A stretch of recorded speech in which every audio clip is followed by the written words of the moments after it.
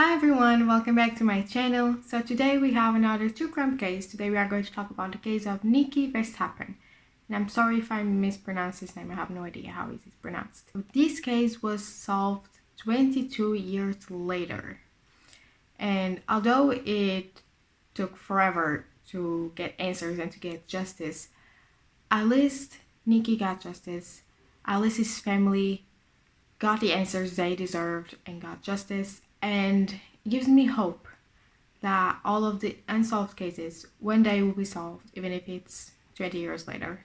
It gives me hope that one day all of those victims, all of their families will have justice. So if you're new here, please subscribe to my channel and turn the post notifications on so you can be notified every time I upload a new video. I post videos every Saturday. And if you want to suggest a case, you can reach out to me through the comments or through my social media. My Instagram and my Twitter will be linked down below in the description box. And without any further ado, let's just start this video. So Nicky Verstappen was born on March 30th of 1987 in Helploem, province of Limburg in Holland. On August 8th of 1998, Nicky and 36 other kids had arrived at the summer camp located in the Brossemerheid Nature Reserve.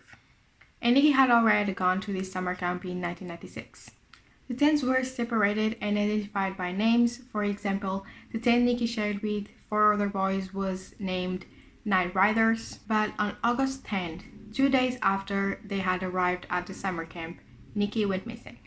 He was last seen between 5 and 6 a.m. inside his tent. Nicky's parents were informed right away and the police was called, and about 200 people were involved in the search for Nicky. On the next day, August 11th, Nicky's body was found in a forest about 1 kilometer away from the camp. The autopsy couldn't determine exactly what had caused his death despite the signs of asphyxia.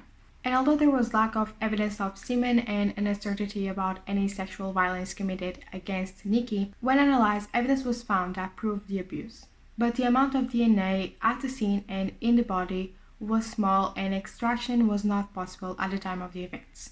During the middle of the night, while police was guarding the scene, a man on his bike showed up, and when asked about what he was doing there, he said that he was going home.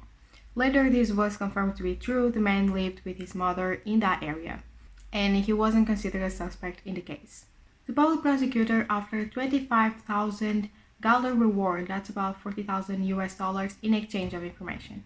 And the people that lived in Nicky's hometown were suspicious about the camp founder, Jose Barton. Again, I'm probably not pronouncing his name right, and I'm sorry. This man had been involved in sexual crimes before, and that's why people were suspicious. However, he died in 2003 at age 85, and he was never considered a suspect.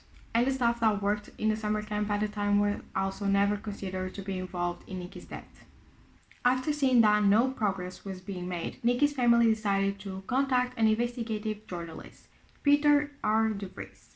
This man was known for his unsolved crime-related TV shows. So on April 6 of 1999, this journalist presented Nicky's case on his show. In 2000, Nicky was honored with a monument on his town's church, and later it was built a new monument in the area that his body was found. Now let's talk about the suspects. So in 2001, Wim, who was a sex offender, was arrested. He was seen on the summer camp at the time of Nicky's murder, but after doing some investigation, authorities didn't find anything that connected him to the case, so he was released. A witness had claimed that this man was in the area on the 10th and 11th of August in 1998. In 2003, another witness claimed to have seen this man on the 10th of August sitting in his car nearby the camp. The evidence of this man being involved in Nicky's murder was never found, so in 2007, police officially closed this investigation.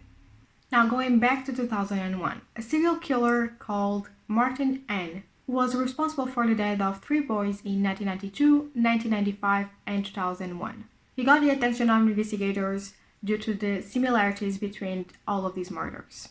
However, there was never found evidence that connected this man to Nicky's death. A cook named Roldock was spending time at the camp at the time of Nicky's death was also on the list of suspects. However, it was proved that on the day that Nicky went missing, this man was not at the camp and he died in 1999. In 2002, there was another man that was arrested for possible involvement in Nicky's death, but it was released a few weeks later. In 2007, the monument to honor Nicky was vandalized twice. The responsible was a man named Eric. He was caught, he was arrested. They tested his DNA, but it didn't match the one found at the scene. So as you can see, there were a lot of suspects, but none of this was the person that actually committed the murder. But eventually there was an evolution of DNA techniques, and now more effective search for genetic traits is possible. So the investigative journalist Peter de Vries presented these new methods to the prosecution and convinced them to use them on Nicky's pajama pants. So in August of 2008, the Forensic Institute of Holland found DNA on Nicky's bloody pajama pants. However, they couldn't find a match on their database. So they compared that sample with the DNA of basically everyone that had participated in the case, including the authorities and the kids that had gone to the summer camp that year. In 2009, it was confirmed that none of those samples were matched. In March of 2010, the Justice Ministry announced a large-scale DNA test. About 107 men were called up to voluntarily donate oral samples. The results were disclosed and 80 people provided generic material, but a match wasn't found. In the same year, Jules Barton's body was exhumed. They wanted to determine if his DNA matched the one found on Nicky's pants, but it didn't. A law established in the Netherlands authorized the analysis of genetic material of any individual, whether they were a suspect or not. The goal was to find at least some close relatives of Nicky's killer. More than 16,000 people were tested. However, no test was compatible with the DNA found on the pajama pants. So given this scenario, the case was almost closed. However, it was noticed that the man that had showed up on his bike in the night that Nicky's body was found had not showed up to get tested. And this raises suspicion. So it was found that when the population was called up to carry out the test, the man named Joseph Brecht just vanished. So authorities were suspicious of this man, so they searched his house, they examined his toothbrush, and found that his DNA was 100% a match. So with this discovery, authorities released the suspect's identity, and more than 1,000 leads were received about his whereabouts. And apparently, people had seen his man in Barcelona, but this man was on the run for years. Only in August 26 of 2018, this man was found and arrested in Barcelona. Like at this point, it had been 20 years since Nicky was killed. So Joseph was arrested by Spanish police, he was interrogated by judges in the court, and he was extradited to the Netherlands in September 6th. And this man had already been investigated for sexual crimes committed against children before. So in December of 2018, Joseph was accused of kidnapping, abusing, and killing Nicky, but he denied all of the accusations. And to this day, he still claims to have no involvement in Nicky's death. So in addition to Joseph's DNA, there was the presence of other traces of DNA in Nicky's pants, and there was the possibility of contamination. So his lawyer demanded that these other traces of DNA found on Nicky's clothes to be analyzed and compared with other possible suspects. But the amount of Joseph's DNA that was found on Nicky's pajama pants indicated a long-term contact and not a short, punctual contact, which invalidated the possibility of contamination. So Joseph Brecht's trial began on September 28th of 2020 and lasted 3 weeks, and Joseph pleaded not guilty to all of the accusations. In a pre-recorded video messages playing on the court, Joseph says that on August 11th of 1988, hours before Nicky's body was found, he was walking close to the edge of a forest when he saw something in the distance. And out of curiosity, he went to take a look and found Nicky's body. So the first thing when you find a body is call the police, right? It's not pretending that nothing ever happened. So he said that his DNA had been found on Nicky's body because he checked for his vital signs. He brushed the leaves off his body and then just left. So in total, 27 traces of Joseph's DNA was found on Nicky's body, including in his underwear. And Joseph said that he had no idea how his DNA ended up in his underwear. But the prosecution claimed that he was not possible, that he had seen something from where he was standing. That was just not possible. He could not have seen Nicky's body from that distance. So on November 20th, Joseph Brett was found guilty of kidnapping and sexually abusing Nicky.